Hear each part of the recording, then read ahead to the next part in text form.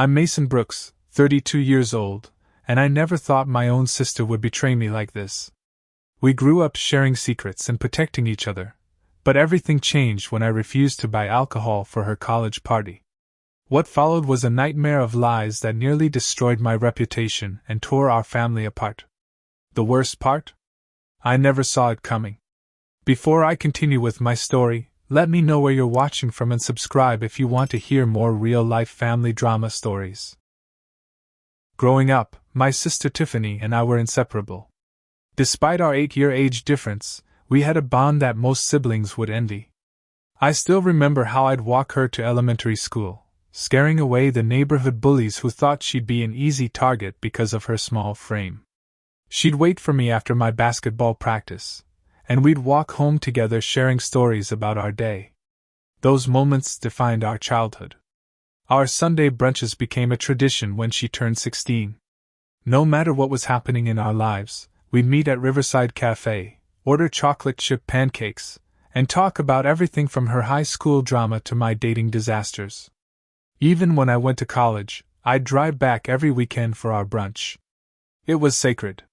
When Tiffany was applying to colleges, I stayed up countless nights helping her with application essays. My guidance counselor experience came in handy, and I pulled every string I could to get her recommendation letters from respected community members. The day she got accepted to State University with a partial scholarship was one of my proudest moments. I even helped her move into her dorm, decorated her side of the room, and gave her emergency cash that our parents didn't know about. But over the past year, something changed. Our brunches became less frequent. Her texts went from paragraphs to one-word responses. When we did meet, she was constantly checking her phone. I chalked it up to her making new friends and embracing college life, but deep down, I felt us drifting apart. Our family dynamic didn't help matters. Our parents, Robert and Susan Brooks, built a successful real estate business that required constant travel. While they provided financially, their physical presence was limited. As the older sibling, I naturally fell into the role of Tiffany's protector and sometimes parent. "Mason will handle it," became my parents' mantra whenever Tiffany needed anything. Parent-teacher conferences, doctor appointments, school shopping, all fell to me. I didn't mind, I loved being there for her. But it created an imbalance. While I learned responsibility early, Tiffany became accustomed to being taken care of. The extended family complicated things further. Our grandparents lived 20 minutes away, and aunts, uncles, and cousins were scattered across town. Sunday dinners at Grandma's house were mandatory, and family business was everybody's business. Privacy wasn't a concept our family understood. My own life followed a predictable, responsible path.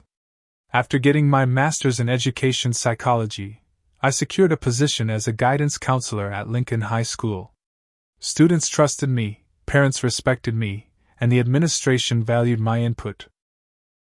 I bought a modest 3-bedroom house in a good neighborhood at 28, the first property owner in my friend group.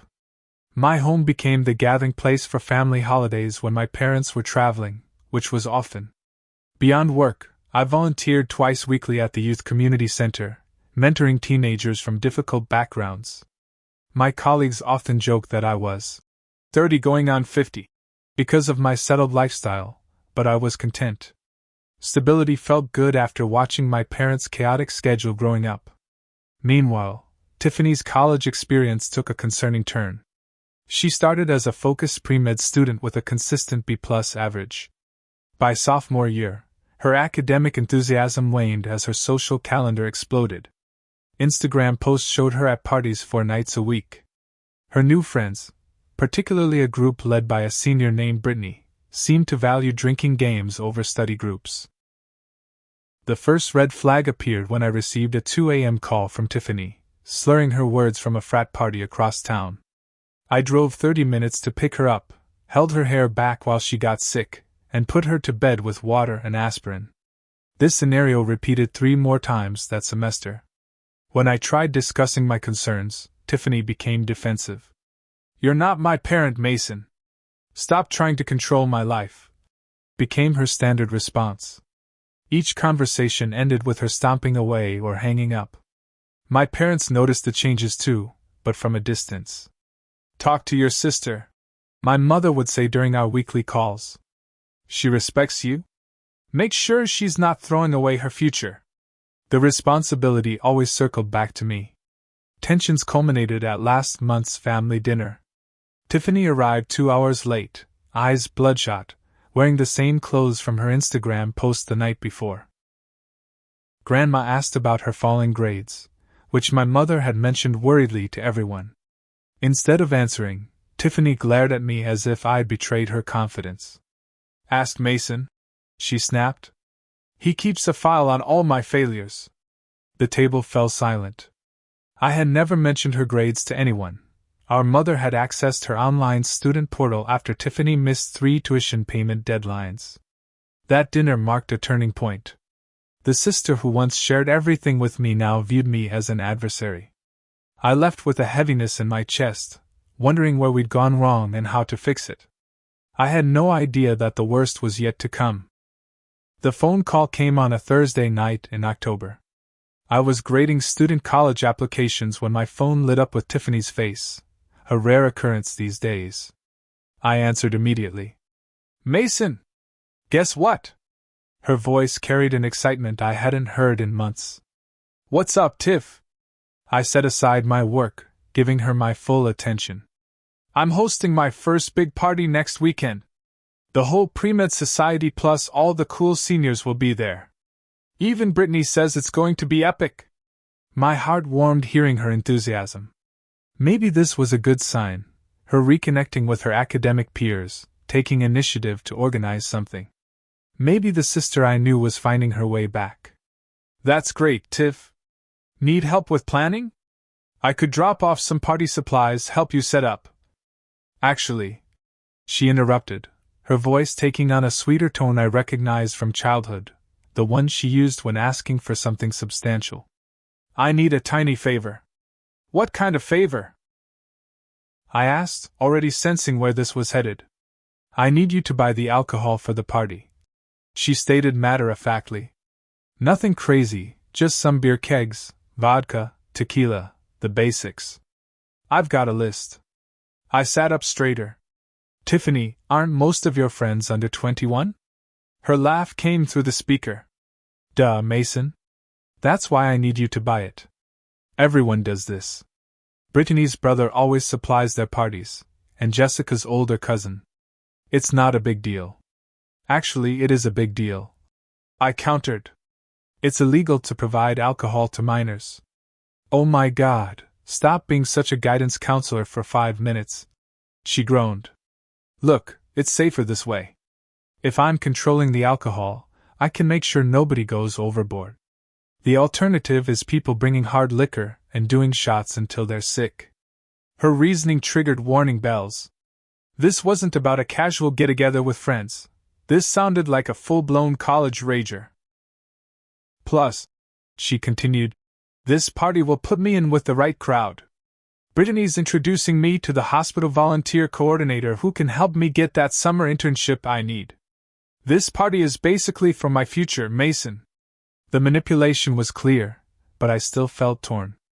On one hand, I understood the social pressures of college. On the other, I couldn't reconcile this request with my personal values or professional ethics. As a high school guidance counselor, I spent weeks each year educating students about alcohol risks and legal consequences. I'd sat with teenagers in hospital rooms after alcohol poisoning, written college recommendation letters for kids who'd lost opportunities due to underage drinking citations. Just last semester, I counseled a student who'd been sexually assaulted at a party where alcohol clouded judgments and erased consent. Professionally, if discovered, I could lose my job and license. The school district had a strict morality clause for employees working with minors. Beyond my career, I couldn't bear the thought of something happening to Tiffany or her friends after drinking alcohol I provided. "Mason? Are you still there?" Tiffany prompted. I took a deep breath. "I'm here. Listen, Tiff, I understand this party is important to you, but I can't buy alcohol for a bunch of underage college students." "Why not?" It's just beer. You drank in college. Not until I was legal, and certainly not supplied by an adult who should have known better. I explained, trying to keep my voice gentle. How about alternatives? I could help you plan an awesome party without alcohol. Theme nights, gaming tournaments, even a mocktail bar with fancy non-alcoholic drinks. Are you serious right now? Her voice rose. This isn't middle school, Mason. Nobody wants to come to a dry party with board games. Then what about having it at my place? I offered. You could invite your close friends. I'd make myself scarce, but be around if things get out of hand. That way you could have some drinks safely in.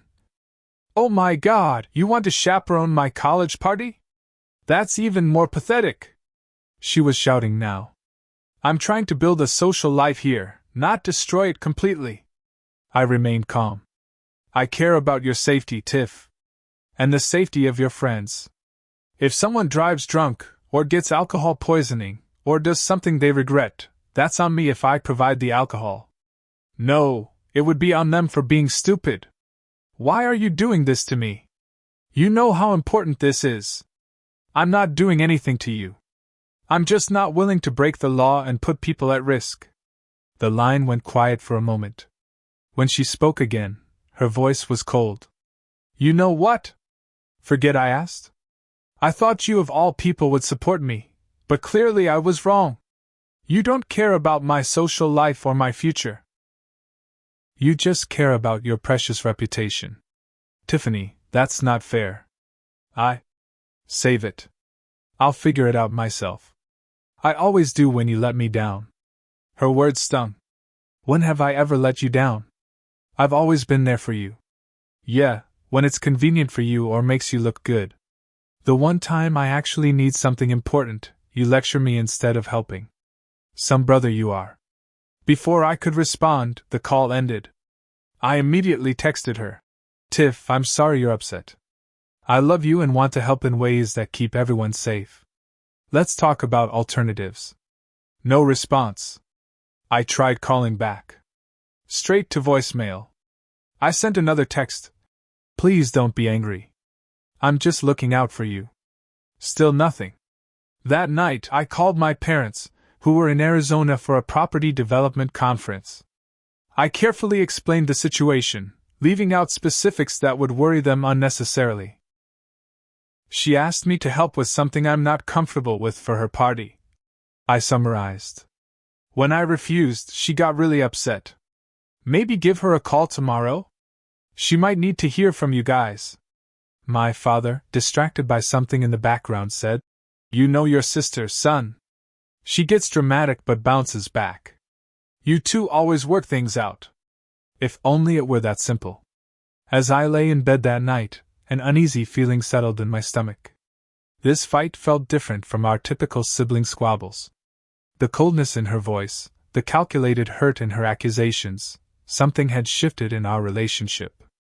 I just didn't realize yet how far she would go to punish me for my refusal.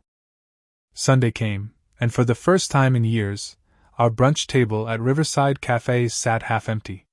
I waited 45 minutes, sending multiple texts and calls that went unanswered.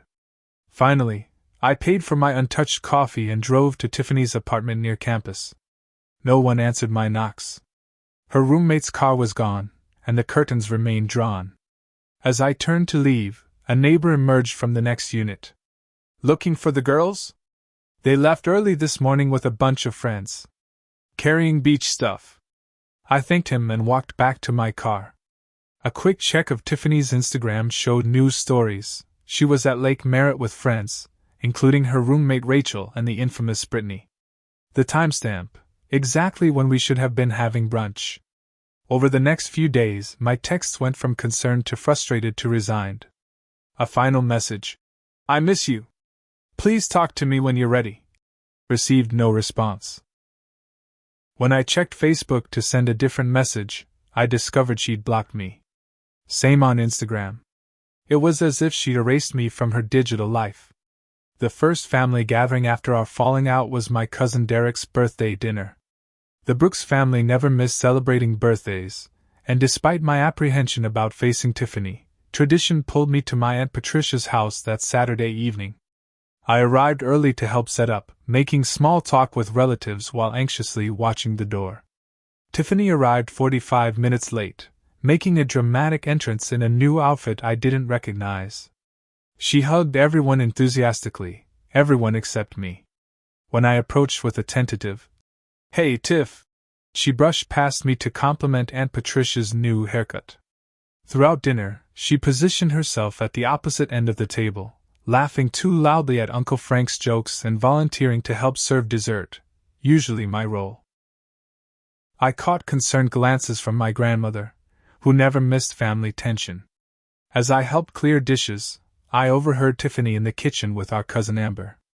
"Isn't the perfect brother everyone thinks?" she was saying, voice low but clear. "You have no idea what he's really like when no one's watching." Amber noticed me in the doorway and nudged Tiffany, who turned with a saccharine smile. "Need something, Mason?" I retreated, stomach churning. What exactly was she implying to our family? The answer came 3 days later when my mother called during my lunch break. "Mason, honey, is everything okay with you? Financially, I mean?" The question caught me off guard. "I'm fine, Mom." "Why?" "Well, Tiffany mentioned you refused to help her move apartments last weekend because you're short on money. If you need help, Dad and I can." "Wait, what?" "Tiffany never asked me to help her move. She's not even moving apartments." Silence hung between us. Then, "That's strange. She told us you promised to help with the security deposit and moving truck but backed out last minute." She seemed pretty upset about it. My mind raced. "Mom, that never happened. We haven't spoken since our disagreement about her party. She's blocked me on social media and won't answer my calls." Another pause. "Well, I'm sure it's just a misunderstanding. You know how sensitive she can be." The misunderstanding theory collapsed when Aunt Patricia called the next day. "Mason, I raised you better than to forget your sister's birthday." The poor girl was in tears when she opened her empty mailbox. "Aunt Patricia, Tiffany's birthday is in April. It's October. Not her actual birthday, smart Alec. Her half-birthday. You've sent her half-birthday cards since she was 10. She showed me last year's card with the $50 bill. The half-birthday tradition was real, but I'd already sent this year's card in April, with $100, not 50. More disturbing revelations followed. Mutual friend Tyler texted asking why I was being so controlling about Tiffany's life choices. Former classmate Jessica mentioned that Tiffany needed space from toxic family dynamics. Each comment revealed a new lie Tiffany had crafted about me.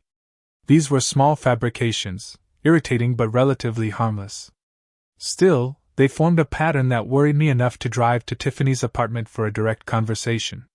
Rachel answered the door, her expression souring when she saw me. "Is Tiffany home?"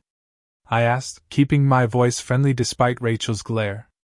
"In her room," Rachel replied curtly, stepping aside minimally to let me enter. Tiffany's surprise at seeing me quickly morphed into practiced nonchalance. She sat cross-legged on her bed, textbooks spread around her, an unusual sight given her recent academic disinterest. "What are you doing here?" she asked, not looking up. "We need to talk." "You're telling people things about me that aren't true." She sighed dramatically, closing her book. "Like what, exactly?" "Like I refused to help you move. Like I forgot your half-birthday. Like I'm controlling your life somehow." Tiffany rolled her eyes. "You're overreacting, as usual. I never said you refused to help me move. I said you couldn't help. And maybe I was disappointed about the half-birthday thing. Sue me for having feelings. But your birthday gift—" "Oh my God, Mason!" she interrupted. "Not everything is about precision and facts. Sometimes it's about how people feel. You made me feel abandoned, so yes, I vented to Mom and Dad. Normal people do that." Rachel hovered in the doorway, arms crossed, clearly enjoying the spectacle. Her presence made honest conversation impossible. "Can we talk privately?" I asked. "Anything you need to say, you can say in front of Rachel," Tiffany insisted. "She knows everything anyway." Rachel's smirk confirmed this, and suggested that everything included Tiffany's embellished version of events. I tried another approach. "Look, I miss our brunches. I miss talking to you. Whatever's going on, can we please work through it?" "Nothing's going on," Tiffany shrugged. "I'm just busy with school and friends. You know, having a life? You should try it sometime instead of obsessing over mine."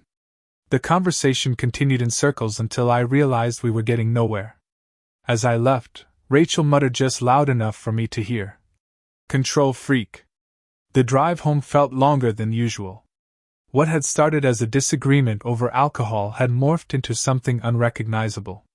My sister was systematically recasting me as the villain in her narrative, and people were believing her. Over the next 2 weeks, the pattern intensified. Family gatherings became minefields. Friends asked loaded questions about what was really going on with Tiffany. My parents called more frequently, their tones carrying subtle accusation. At my grandmother's Sunday dinner, Uncle Frank, usually my strongest supporter, pulled me aside. "You know, Mason, whatever's happening between you kids, try to remember she's your little sister. Sometimes the responsible one has to be the bigger person." "What exactly did she tell you is happening?" I asked. He shrugged uncomfortably. "Just that you've been judging her life choices pretty harshly. Something about her friends not being good enough for your standards." Each new revelation pushed me further into isolation. I started documenting every interaction and allegation, trying to make sense of the growing web of lies. I checked my phone constantly, both dreading and hoping for contact from Tiffany. Sleep became elusive as I replayed conversations, searching for what I could have said differently. The most painful part wasn't the lies themselves, it was watching my family readily believe them. The brother they'd known for 32 years was suddenly suspect, while Tiffany's increasingly dramatic claims went unquestioned. The foundation of trust I'd built over decades cracked a little more with each new accusation.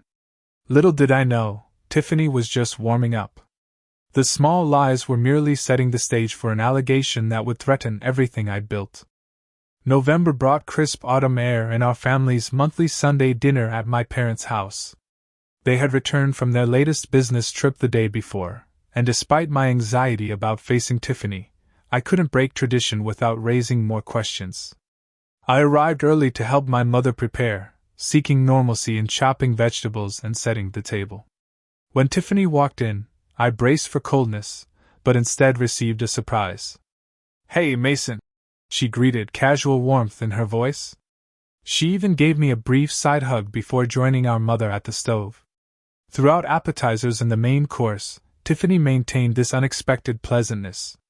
She asked about my work, laughed at my jokes, and shared anecdotes from her classes that reminded me of our old rapport. My parents exchanged relieved glances, clearly thinking the mysterious tension between us had resolved itself. I remained cautious but hopeful. Maybe she'd realized how childish the silent treatment had been. Maybe she was ready to move past our disagreement.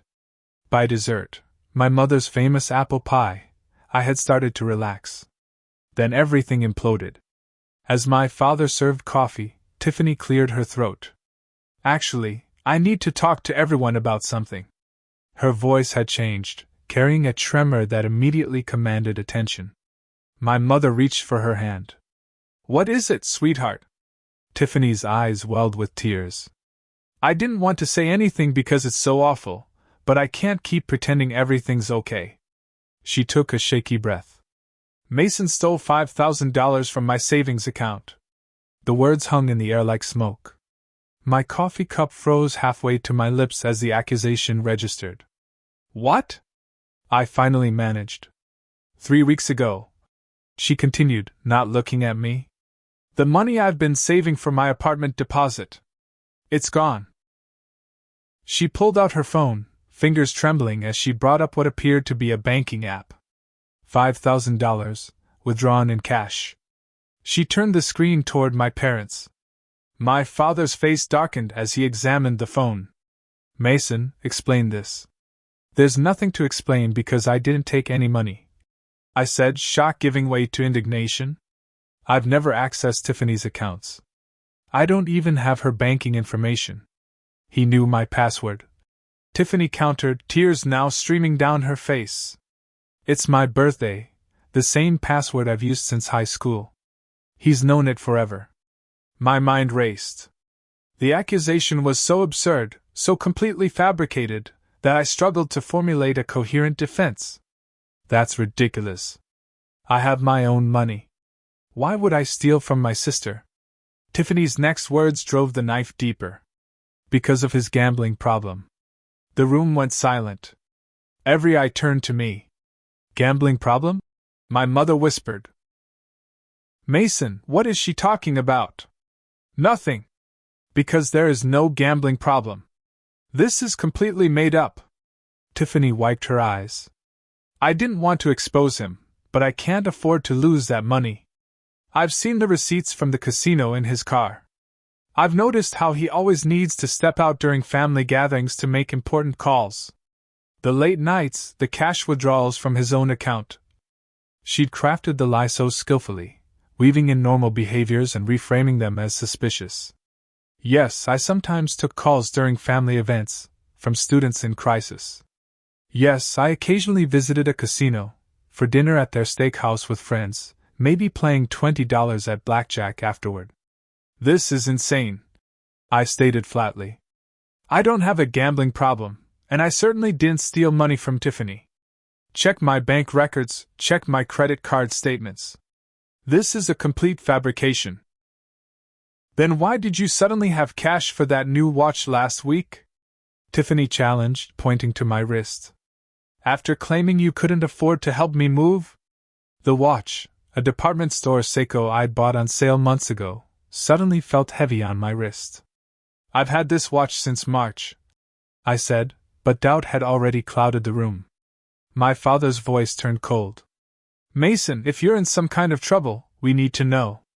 Taking money from your sister is beyond unacceptable. Robert, my mother interjected, tears in her eyes. Maybe Mason needs help. If there's a gambling addiction. There is no addiction. I stood abruptly, my chair scraping against the floor. I can't believe you're all taking this seriously. Tiffany made this up because she's angry I wouldn't buy alcohol for her party. The moment the words left my mouth, I knew I'd made a tactical error. Tiffany's eyes widened in feigned hurt. See? He's deflecting by making me look bad, she sobbed. That party was weeks ago. Why would I make up something this serious over something so stupid? My Aunt Patricia, who had remained silent until now, spoke up. Mason, I think you should leave. We're all very disappointed. Disappointed? In me? Based on a complete lie with zero evidence? My cousin Derek stood, moving slightly between me and Tiffany in a protective gesture that cut deeper than any accusation. I think Aunt Patricia's right. You should go cool off.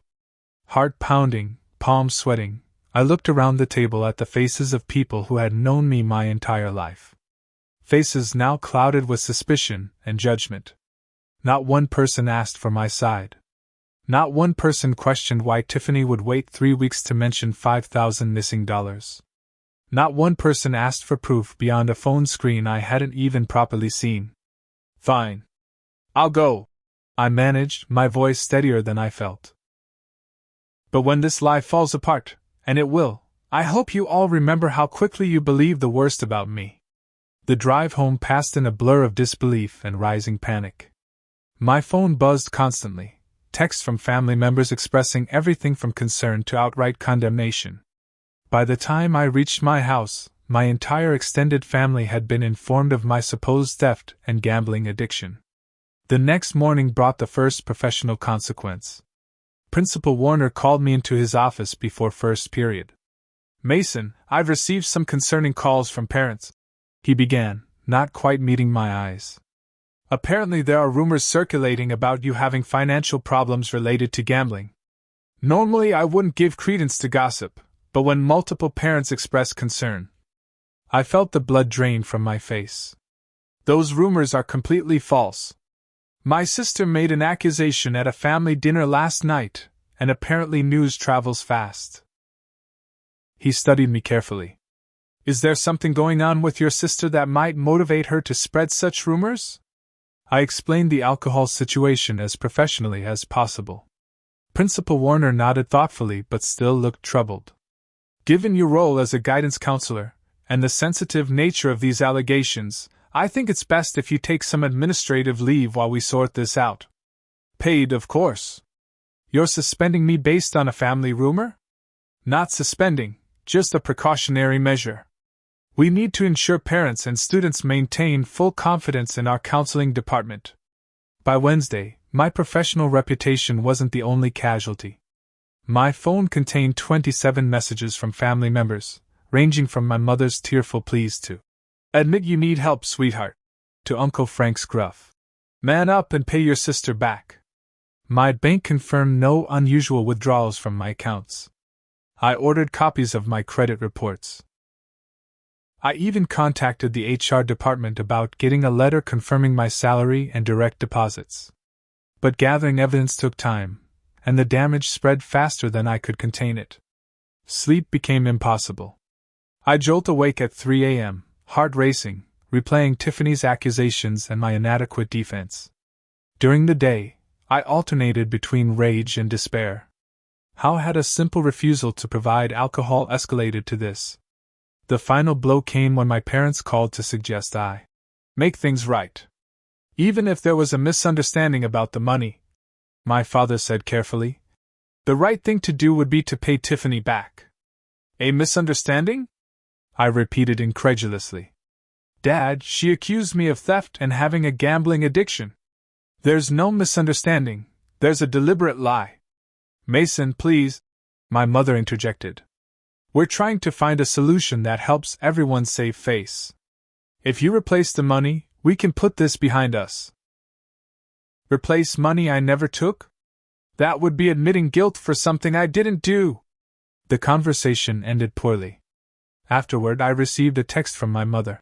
Thanksgiving dinner is going to be small this year. Maybe it's best if you make other plans. We all need time to process. Excluded from Thanksgiving. The holiday I'd hosted at my house for the past 3 years when my parents were traveling. The message was clear. I was now the family pariah. Tiffany, meanwhile, expanded her campaign. New accusations surfaced. I had borrowed her laptop and never returned it. I had bad-mouthed her to mutual friends. I was stalking her on campus. Each claim more outlandish than the last, yet people continued to believe her. When I tried calling Tiffany directly, my number was blocked. Emails went unanswered. She told family members I was harassing her, turning my attempts at resolution into further evidence against me. The weekend before Thanksgiving, which I'd now be spending alone, I hit rock bottom. Sitting in my empty house, staring at the family photos on my mantel, I considered the unthinkable, moving away and starting over somewhere my reputation hadn't been poisoned. Then my phone rang. The caller ID showed my best friend Anthony's name, one of the few people who hadn't reached out since the accusations began. Hey, I answered flatly. Mason. Anthony's voice was urgent. Something doesn't add up about Tiffany's story. I've been doing some digging, and we need to talk. Now. For the first time in weeks, I felt a flicker of hope. Someone was finally questioning the narrative. Someone believed me. That single phone call became my lifeline, and the first step toward fighting back. The professional consequences of Tiffany's accusations hit harder than I anticipated. What Principal Warner had described as administrative leave quickly morphed into a formal investigation. The school district's HR department requested an interview citing concerns about potential violations of the Employee Code of Conduct. I sat across from 2 HR representatives in a sterile conference room, feeling like a criminal despite having done nothing wrong. We've received multiple calls from concerned parents, explained Ms. Hendricks, the lead investigator. Allegations of gambling addiction raise questions about judgment and financial stability, both critical for someone guiding students through college financial decisions. These allegations are completely false. I maintained, voice steady despite my internal turmoil. My sister fabricated them after a personal disagreement. I have bank statements, credit reports, and can provide character references. Mess. Hendricks nodded noncommittally. We'll review any documentation you provide. In the meantime, Counselor Rivera will handle your caseload. The following day, 3 parents requested their children be reassigned to different counselors. Students I'd worked with for years suddenly avoided eye contact in hallways.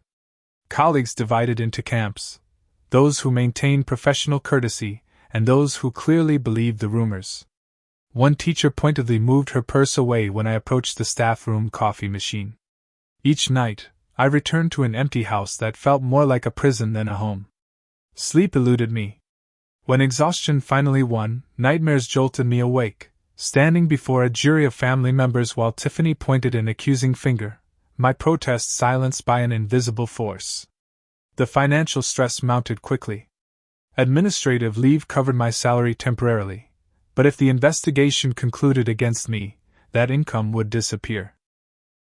My emergency savings would cover expenses for 3 months, possibly 4 if I cut back drastically. Beyond that loomed mortgage default and potential bankruptcy. Worst of all was the loneliness. Friends stopped calling. Invitations dried up. My usual weekend volunteer shift at the youth center was temporarily reassigned. The community I'd built over years of dedication crumbled around me, all because of a lie I couldn't disprove quickly enough. In my darkest moments, I questioned my own decision. Would providing alcohol for Tiffany's party really have been worse than this? The thought ashamed me, but the question lingered as I faced another solitary evening scrolling through social media posts of family gatherings I was no longer welcome to attend. My parents tried straddling an impossible middle ground. My mother called daily with platitudes about family healing and suggestions that I make amends. My father's approach was more practical but equally frustrating. Just pay her the money, Mason, he advised during one call. Whether you took it or not, this family rift isn't worth $5,000. It's not about the money, Dad. It's about the truth. Paying her validates the lie. Sometimes peace is more important than being right, he countered. That philosophy explained much about our family dynamics. How Tiffany's increasingly problematic behavior had been excused over years, how accountability always took a back seat to harmony. The pattern was clear now, but recognizing it didn't make my isolation any easier to bear. Thanksgiving, typically my favorite holiday, became a grim milestone of my new reality. While family gathered at my aunt's house, I microwaved a frozen turkey dinner and watched football alone. My phone remained silent except for a generic "Happy Thanksgiving" text from my mother, sent to me individually rather than on the family group chat. Social media became both torment and evidence collection. Through mutual friends' posts, I glimpsed Thanksgiving photos, my cousins, aunts, uncles, and parents gathered around a table laden with traditional dishes. Tiffany at the center, playing the role of gracious family favorite. In one particularly painful image, she stood in the kitchen wearing my grandmother's apron, a position usually reserved for me as the family's unofficial sous chef. The Christmas invitation never came. Instead, my mother suggested, "Maybe we do something just the 4 of us after the holidays." Translation: my presence would ruin the family celebration, but they'd fulfill their parental obligation with a separate, sanitized meeting. Meanwhile, Tiffany expanded her narrative. A cousin reported she'd tearfully described how I was telling people she's lying and trying to turn everyone against her. When my Aunt Patricia encountered me at the grocery store, she hurried away muttering about respecting Tiffany's restraining order, an order that didn't exist. The fabrications grew so elaborate that keeping track became necessary for my sanity. I created a document detailing each accusation, its timeline, and factual counter-evidence. The file grew to 17 pages, a chronicle of how quickly a reputation built over decades could be dismantled by strategic lies. One relative stood apart from the mass exodus. My Uncle Frank, my father's older brother and a retired judge, called on a bleak December evening. "Something about this situation doesn't sit right with me," he stated bluntly. 20 years on the bench taught me to spot inconsistencies in testimony. Tiffany's story has several. His words were the first glimmer of family support I'd received in weeks. Though he stopped short of declaring full belief in my innocence, his willingness to question the prevailing narrative felt like oxygen after months underwater. As Christmas approached, Tiffany's social media activity increased. Posts about toxic family members and learning who truly supports you garnered sympathetic comments from relatives and friends alike. Each vague post reinforced her victim narrative while portraying me as an unstable aggressor, all without naming me directly. In late December, I encountered a former student, Zach, while picking up dry cleaning. His awkward greeting confirmed the rumors had spread beyond family circles. "Hey, Mr. Brooks, how are you doing? My mom mentioned you were going through some stuff." The humiliation of having my personal crisis discussed among students' families burned deep. I mumbled something noncommittal and hurried away, adding another location to my mental list of places to avoid. Christmas Day marked the nadir of my isolation. While volunteering at a community dinner for homeless individuals, more to avoid solitude than from genuine charity, I received a text from my best friend Anthony. "Check your email now." The message contained only a time, address, and instruction. "Come alone. I found something." That cryptic text, arriving at my lowest moment, became the turning point in a nightmare I thought would never end. Anthony's discovery would finally give me the tools to fight back against Tiffany's destructive lies. But the path to redemption would require strategy, courage, and a willingness to confront ugly truths about my sister I'd spent years ignoring. Anthony's email contained a single photo: Tiffany and her boyfriend Kyle exiting Lucky Star Casino, arms around each other, laughing. The timestamp showed November 2nd, one day after she claimed I'd stolen her money, 2 weeks before she made the accusation public. "This is just the beginning," Anthony explained when I arrived at his apartment that evening. "I've been talking to people, connecting dots. Something felt off about her story from the start." The photo sparked a surge of emotions: vindication, hope, determination, and anger. Finally, I had something concrete to challenge Tiffany's narrative. "How did you get this?" I asked. "My cousin works security there. When I heard about the gambling accusations, I remembered Tiffany posting about winning at blackjack a few months back. Asked him to check if she's a regular." I stared at the image, a plan forming. "This helps, but it's not definitive proof she lied about the money. That's why we need strategy," Anthony agreed. "You've been playing defense. Time to go on offense." The next morning, I called Calvin Howard, an attorney friend from college. Though he specialized in corporate law, not family disputes, his legal perspective proved invaluable. "Defamation's difficult to prove," Calvin explained in his office. "But that's not really your goal here. You need to establish the truth efficiently and conclusively." We developed a multi-pronged approach. First, gathering financial records, not just mine, but requesting information about Tiffany's accounts through proper channels. Second, documenting every accusation with dates and witnesses. Third, identifying inconsistencies in Tiffany's various stories to different people. Most importantly, Calvin emphasized, stop trying to defend yourself to people who've already decided you're guilty. Focus energy on finding concrete evidence. This shift in mindset transformed my approach.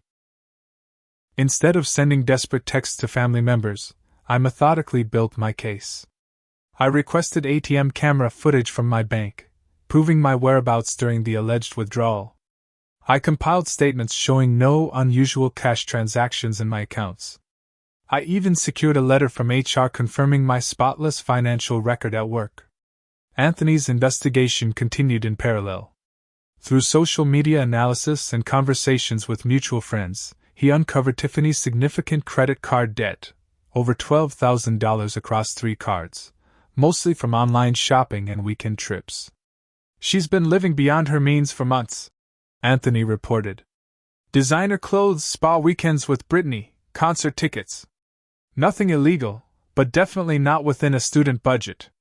The picture of Tiffany's financial situation clarified further when I contacted her former friend Jessica, who had distanced herself from Tiffany before the accusations began. She borrowed $800 from me last spring and never paid it back, Jessica revealed over coffee. When I asked about it, she claimed her financial aid was delayed. Later I found out she spent that weekend in Vegas with Kyle. Kyle Bennett emerged as a significant influence in Tiffany's life. 26 years old, between jobs, with a reputation for lavish spending despite irregular income. Through cautious questioning, I learned he'd moved into Tiffany's apartment unofficially, contributing minimally to expenses while encouraging her. Live your best life. Spending habits. The breakthrough came unexpectedly when Tiffany's roommate Rachel contacted me in early January. "Can we meet somewhere private?" her text read. "I need to tell you something." We met at a coffee shop 30 miles from campus, where Rachel was unlikely to encounter mutual acquaintances. The hostile young woman from Tiffany's apartment had transformed into a nervous, guilt-ridden figure who couldn't meet my eyes. "I can't do this anymore," she began, voice barely above a whisper. "Tiffany's my friend, but what she's doing to you is wrong." Over the next hour, Rachel revealed the elaborate deception. There had been no theft. Tiffany and Kyle had spent the money, which totaled closer to $3,000, not $5,000, on a spontaneous trip to Las Vegas after her party. The trip, booked impulsively when Kyle's friend offered them a hotel discount, depleted Tiffany's savings. "She was panicking about rent and spring tuition," Rachel explained. "Kyle suggested she asked your parents for money, but she was embarrassed to admit she'd blown her savings. That's when she got the idea to blame you." Rachel's revelation included damning details. Tiffany using Photoshop to alter bank statements for the proof shown to my parents, Kyle coaching her on appearing distraught. The calculated timing of the accusation during a family dinner to maximize emotional impact and minimize logical questioning. "Why are you telling me this now?" I asked. Rachel's eyes welled with tears. "She's taken it too far. Now she's talking about a restraining order with false claims just to make it official that you're the bad guy. I can't watch someone's life get destroyed like this." Rachel agreed to document her statement and potentially speak to my family if necessary. Her evidence, combined with Anthony's findings and my financial records, finally gave me the ammunition to clear my name. My support team expanded beyond Anthony and Calvin. Uncle Frank provided strategic advice from his judicial experience. My colleague Brenda from the counseling department connected me with a school district lawyer who specialized in reputation-based cases. Even Zach, my former student, volunteered information about seeing Tiffany at the casino multiple times. By mid-January, I had assembled a comprehensive dossier proving my innocence and revealing Tiffany's deception. The final piece came when Calvin's legal assistant discovered the casino's ATM camera footage showing Tiffany, not me, withdrawing cash on the date in question. With evidence in hand, I requested a family meeting at my parents' house. The email was direct. "I have documented proof regarding Tiffany's accusations. I expect everyone involved to attend Sunday at 2 p.m. This is not negotiable if you want a relationship with me moving forward." The tone was bolder than I'd ever used with family, but the weeks of isolation and false accusations had hardened something in me. My parents agreed reluctantly, promising Tiffany would attend. That Sunday, I arrived with Anthony, Uncle Frank, and a portable projector. My mother's uncomfortable expression and father's defensive posture suggested they viewed this as an unnecessary confrontation rather than a chance for truth. Tiffany arrived late, affecting an air of put-upon martyrdom.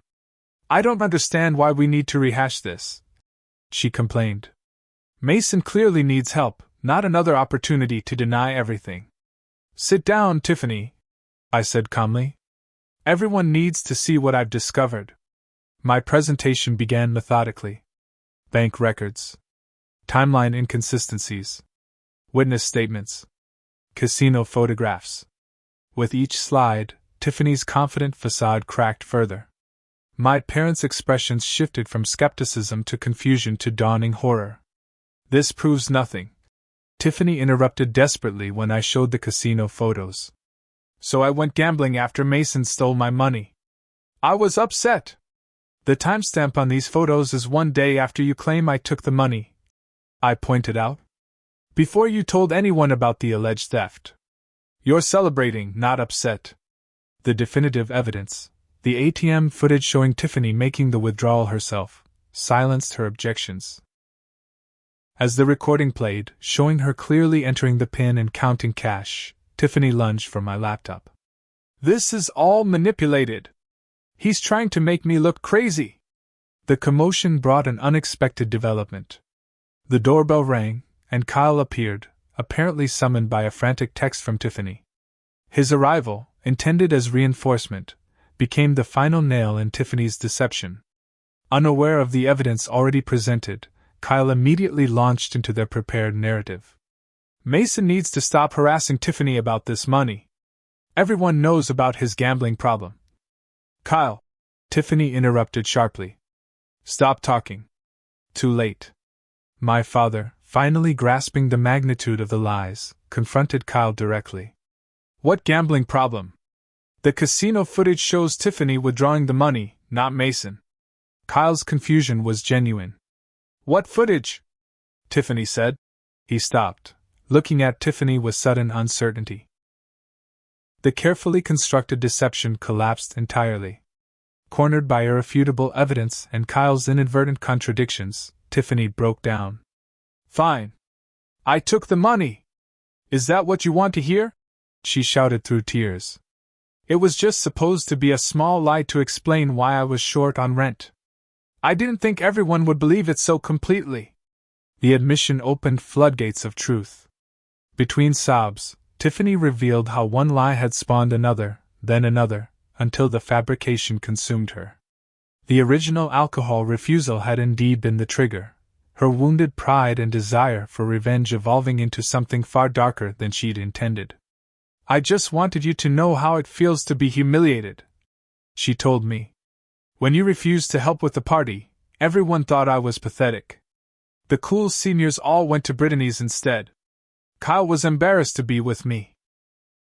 As Tiffany's explanation unfolded, the extent of her academic and financial problems emerged. Failed classes, credit card debt, Kyle's negative influence. The perfect storm that had pushed her to target me as a scapegoat for her deteriorating life. My parents sat shell-shocked, absorbing the magnitude of their daughter's deception and their own complicity in believing her without question. I trusted you, my mother whispered to Tiffany. We all did. My father, normally composed, wiped tears from his eyes. Mason, I don't know what to say. We failed you completely. The confrontation marked both an ending and a beginning, the collapse of Tiffany's false narrative and the first step toward healing the damage it had caused. Though vindication brought relief, the road to rebuilding trust would be much longer and more complex than the journey to truth had been. The aftermath of Tiffany's confession unfolded gradually, like ice thawing after a long winter. My parents' apologies came first, tearful, profuse, and painful in their acknowledgement of how readily they'd accepted the worst about me. We should have known better, my father admitted during a private conversation at my house the following week. 32 years of knowing your character, and we threw it away based on a single accusation. My mother, always more emotional, could barely speak through her remorse. I don't know if you can ever forgive us, Mason. I wouldn't blame you if you didn't. Their contrition felt both necessary and insufficient. While I accepted their apologies, I couldn't pretend the betrayal hadn't fundamentally altered our relationship. Trust, once shattered, couldn't be restored through words alone. I need time, I told them honestly. I love you both, but I can't just flip a switch and forget how quickly you assumed the worst about me. Extended family members approached reconciliation with varying degrees of grace. Aunt Patricia sent a generic, "Thinking of you," card without directly acknowledging her role in my ostracism. Uncle Frank, who had maintained skepticism about Tiffany's claims, became a bridge between me and relatives too embarrassed to contact me directly. Cousin Derek, who had physically positioned himself between Tiffany and me at that fateful dinner, offered perhaps the most meaningful apology. I acted like you were dangerous, he acknowledged over lunch. I've known you my whole life, and I still jumped to protect her from you based on nothing but her word. That must have hurt like hell. His honesty allowed for authentic forgiveness, something I couldn't extend to those who minimized their role or pretended nothing significant had happened. Professionally, vindication came more cleanly. Principal Warner welcomed me back with a formal letter acknowledging the false nature of the allegations. The district's HR investigation concluded with complete exoneration and a note in my file clarifying that the administrative leave had been procedural, not punitive. My return to Lincoln High brought unexpected benefits. Several colleagues who had maintained belief in my character throughout the ordeal became closer friends. Students sensed a change in me, a new authenticity that made me more approachable. You seem different, Mr. Brooks, noted Eliza, a junior struggling with family problems of her own. Like you really get it when we talk about unfair stuff happening. She was right. My experience had transformed my counseling approach. When discussing peer pressure with students, I now shared appropriate elements of my story, how standing by principles can trigger unexpected backlash, but also how integrity ultimately prevails over expedience. The situation with Tiffany required more complex resolution. At my insistence, we maintained no contact for 6 weeks following her confession. During this cooling-off period, she began therapy, reluctantly at first, then with growing commitment as she confronted patterns that had led to her elaborate deception. Our first meeting post-confession occurred on neutral ground, a park bench overlooking the lake where we'd spent childhood summers. Tiffany arrived nervous, clutching a journal her therapist had encouraged her to use. I've written you a dozen letters in here, she admitted, not quite meeting my eyes. Trying to explain or apologize. They all sound inadequate. Probably because what happened can't be fixed with just words, I replied. Our conversation revealed the journey she'd begun. The breakup with Kyle after recognizing his toxic influence. The academic probation she now faced. The shame of returning the clothes and electronics she'd purchased with borrowed money. I've been thinking a lot about why I did it, she said. Dr. Hayes says I've been living with this insecurity that I'll never measure up to you. The perfect son, perfect student, perfect professional. When you refused to help with the party, it triggered all those feelings of not being good enough. That doesn't justify what you did, Tiff. I know. Nothing does. I just want you to understand I wasn't trying to hurt you specifically. I was lashing out at this image of perfection I could never reach. It was about me, not you. Her insight, while valuable, couldn't erase the damage done. I outlined clear conditions for any potential reconciliation, continued therapy, complete honesty, and making amends to everyone who had been affected by her lies. This isn't punishment, I explained. It's the necessary work to rebuild trust. And it won't happen quickly. Over subsequent months, Tiffany demonstrated commitment to this process. She wrote personal apologies to family members, explaining her deception without excuses. She returned to her original academic focus, securing tutoring to recover her GPA. Most significantly, she began volunteering at a youth program teaching financial literacy, a direct response to her own mismanagement. Our relationship would never return to the carefree closeness of our Sunday brunches. Something irreplaceable had been lost in the betrayal. But something new gradually emerged, a more authentic connection based on reality rather than idealization. The experience forced me into therapy as well, confronting family dynamics I'd previously accepted without question. My lifelong role as the responsible one, the fixer, the emotional safety net for everyone else had created unsustainable expectations and resentments on both sides. You've been parenting your sister since childhood, my therapist observed. That creates an unhealthy dynamic where your needs become secondary to maintaining family harmony. These insights helped me establish healthier boundaries with family. I declined the traditional hosting of Easter dinner, choosing instead a weekend getaway with Anthony and friends who had supported me. When my mother expressed disappointment, I responded with newfound directness. I'm still rebuilding my sense of safety in family gatherings. I need to prioritize my well-being right now. 1 year after Tiffany's false accusations, our family convened for Thanksgiving dinner, this time at a restaurant, neutral territory for all involved. Conversation remained somewhat stilted, with careful navigation around sensitive topics. But there were also moments of genuine connection and laughter that suggested healing, however incomplete, had begun. Tiffany, now working part-time while finishing her degree, pulled me aside before dessert. "I don't expect you to ever forget what happened," she said quietly. "But I want you to know I think about it every day. About how close I came to destroying your life because I couldn't face my own failures." "Not just my life," I reminded her.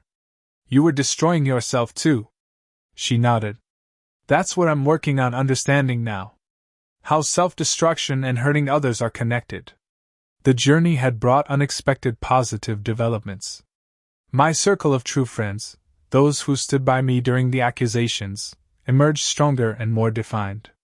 My professional approach gained depth from experiencing injustice firsthand. My personal boundaries, previously permeable to maintain family peace, solidified into healthier limits. Most importantly, I learned that principles aren't just abstract concepts. They're practical guidelines that matter most precisely when following them costs you something. My refusal to provide alcohol for underage students had indeed carried a higher price than I could have imagined, yet the alternative, compromising my values for an easier path, would have diminished something essential in me. As I drove home from that Thanksgiving dinner, I reflected on how crisis reveals true character, not just in others, but in ourselves. The brother who had always sought peace discovered the courage to demand justice.